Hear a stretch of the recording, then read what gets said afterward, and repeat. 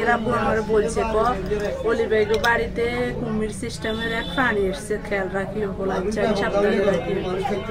তো পরে এরপরে আমি তো সবসময় খেয়াল রাখি, আমরা তো বাসাতে একলা থাকি, এরা চলে যায় স্কুলে আর হাজব্যান্ড চাকরি চলে যায়। তো কালকে হঠাৎ দুপুরবেলা আমি কলে ফেলা দিতে গেছি, সাইজেন পুকুরের দিকে তাকাইছে, সাইজেন হেঁটে একবার এইদিকে দৌড়া একবার এইদিকে দৌড়া।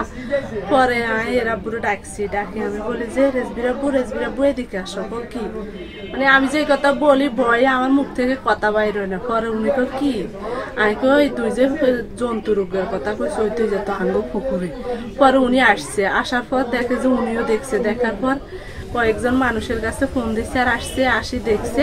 এরপর মানুষেরা ভিড় করে ইট পাথর গাছ টাছ মারছে, মারবার পরেও আসিল।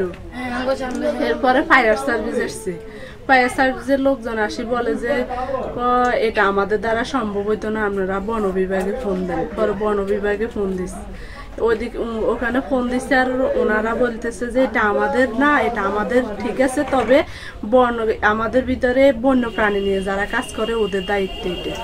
এরপর আর কেউ আসে নাই এখন পর্যন্ত, এনে মানুষ আসে শুধু ভিড় করতেছে। এখন সকাল থেকে আর দেখা যাইতেছে না।